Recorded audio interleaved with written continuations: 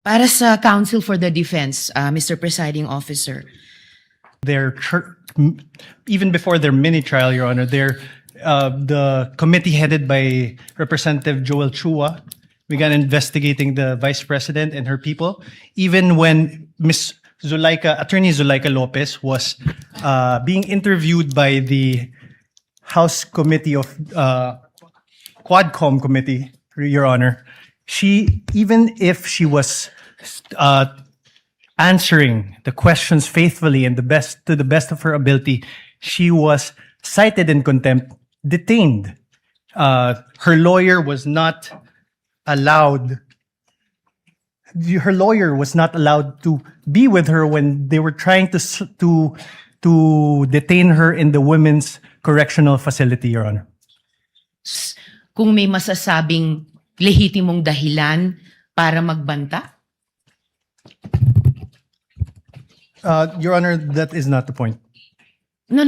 Mr. Presiding Officer, I am making a point through my question and I am asking the good counsel for the defense dahil sinabi nila there was a systematic oppression that yes, yan po ang nag-prompt nung alleged grave threats and alleged incitements ng Vice President na prompt po ng detention ni Attorney Lopez na kanyang inilarawan sa ipinakitang video kanina.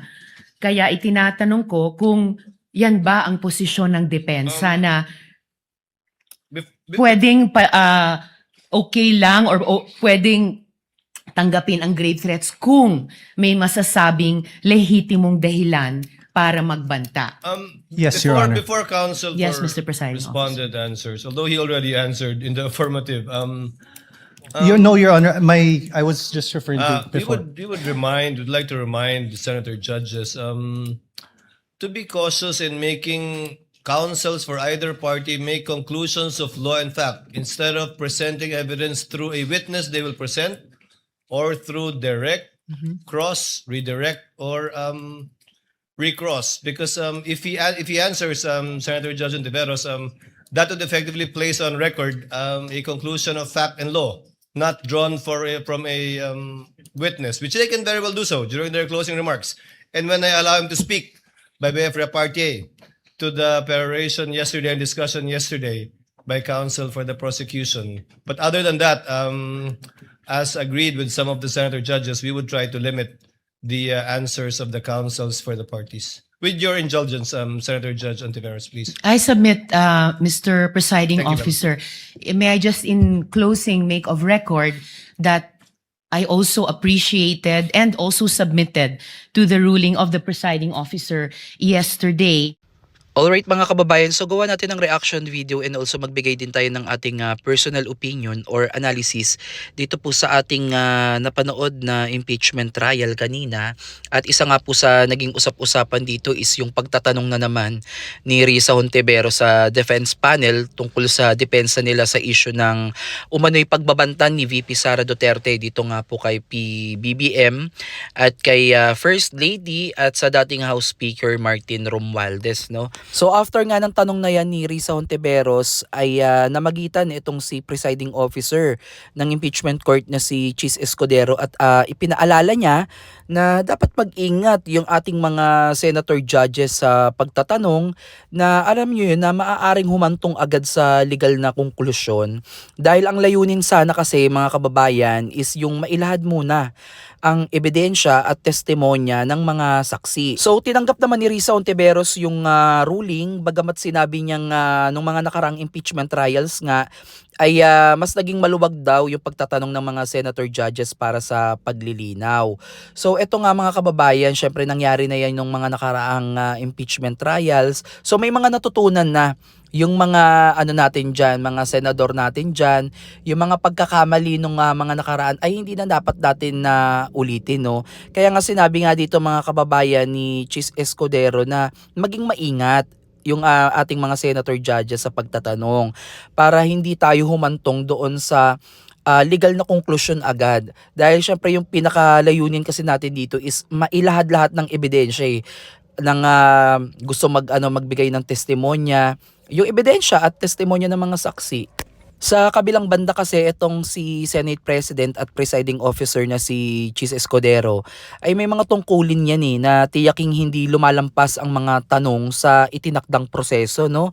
Ang concern niya ay baka ang mga tanong ay humantong sa legal na konklusyon o maimpluwensyahan, no, sa magiging pagtingin ng impeachment court bago pa maiharap, no, yung lahat ng ebidensya. So sa madaling salita, hindi ito simpleng banggaan ni na Escudero at Ontiveros, pero syempre nakakainis din kasi minsan na tuwing nagsasalita kasi to si Riza Ontiveros ay akala mo alam na alam niya ang sinasabi niya, kaya minsan nagkakamali din siya. Hindi nga natin alam kung sino ba yung bumubulong dito, yung nagbibigay dito sa kanyang index card. Kaya siya tuloy ay napagtatawanan sa social media, no? So dito naman, hindi naman to yung simpleng banggaan lang, no. Ito yung sinasabi ko sa inyo na syempre may dalawang prinsipyo yan. Yung isa naghahanap ng mas malinaw na impormasyon sa pamamagitan ng aktibong pagtatanong. Ito yung si Riza Ontiveros. At ang mahigpit na pagsunod naman sa due process upang mapanatiling patas ang paglilitis. Ito naman yung syempre dito kay sa impeachment trial, no? Kasi syempre mahirap mga kababayan yung ganito yung ginagawa palagi ni Senadora Riza Ontiveros, no? Yung parang alam mo yung parang nandun na tayo tatalo na tayo sa konklusyon. Yun yung mahirap kasi ito pa lang yun unang pa lang to ilang yung impeachment na final sa kanya. Una pa lang tayo, wala pa tayo dun sa mga susunod pang pagdinig, no?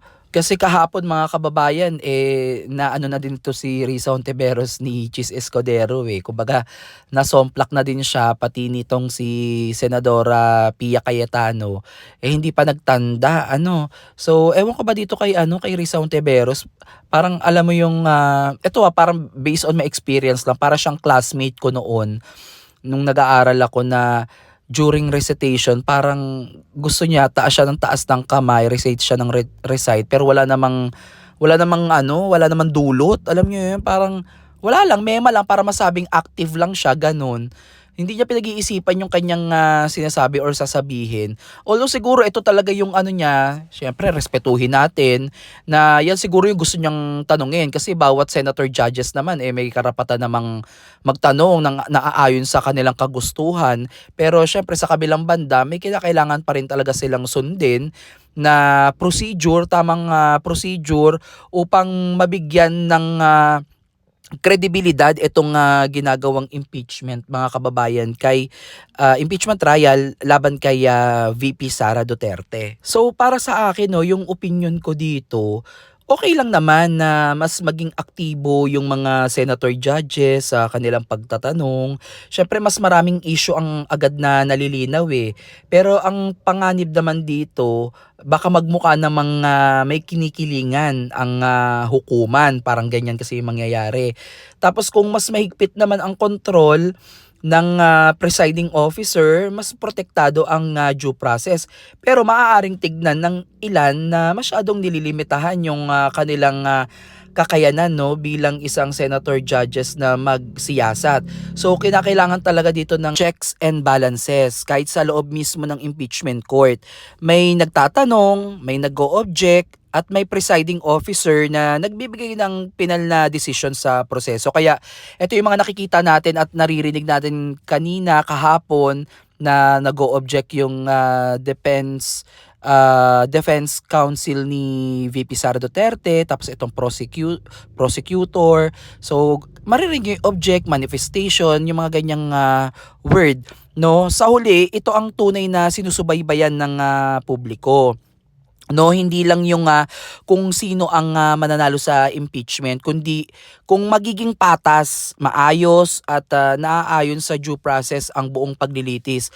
Dahil kapag nakita ng taong bayan na patas ang proseso, mas magiging katanggap-tanggap ang magiging resulta anuman ang maging desisyon ng impeachment court, Pero syempre marami pa rin namang mga kababayan ang hindi talaga naniniwala dito sa ginagawang impeachment trial dahil nga etong impeachment di umano'y nagamit bilang political weapon laban kay VP Sara Duterte. Yan ay marami nang nagsabi niya na mga expert, no? Hindi man tayo siguro ano na lang tayo, wala naman tayong alam talaga literally sa batas, pero marami ang nagsasabi na di umano'y etong impeachment ay talagang ginawa kay VP Sara. Pati si 'di ba? Si VP Sara Duterte parang alam niya na tatanggalin siya sa pwesto after niyang mag-resign nga bilang DepEd secretary. So, ayun mga kababayan, no. So, para sa akin lang talaga itong nangyayaring impeachment trial ngayon ay dapat nating subaybayan. At mabuti na lang, no, na ganito din na medyo naaano din naman ako, natutuwa din naman ako na si Chis Escudero yung nag-preside, no. At kahit papaano nakikita ko sa mga oras na to is ano naman siya, fair naman yung pinapakita niya, binibigyan niya ng pagkakataon yung defense team ni VP Sara Duterte and also sa prosecutor. So tinitignan niya at based sa aking analysis, no, okay naman yung nagiging flow. Kino-call out niya naman yung mga senator judges kung ito ay hindi nan akma yung kanilang mga pagtatanong. So dito makikita natin talaga na okay, no, yung so far yung kanilang ginagawa, pero still marami pa rin ng usapin mga kababayan na ito nga ba ay valid, no, ito bang ginagawa nilang impeachment ay valid kasi nga nung una pa lang yung opening pa lang si Senator Alan Peter Cayetano ay tinanong niya at question niya na bakit hindi yung Senate President na si SP Gatchalian yung magpe-preside.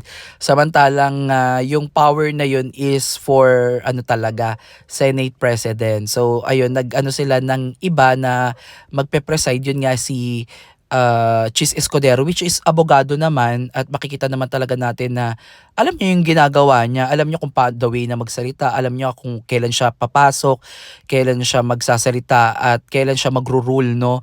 Kaya good job din sa nangyayari ngayon na sana, no, mabigyan naman tayo ng tunay na kasagutan, no, mabigyan ng katarungan at kasagutan itong mga ipinupukol kay VP Sara Duterte. At ito na siguro yung tamang venue, no, na mailinis na ni VP Sara Duterte once and for all na wala siyang ginawang hindi maganda, no. At yan na lang yung dapat niyang patunayan dito, although talagang mahirap kumbinsihin lalo na yung mga supporters ng mga Duterte.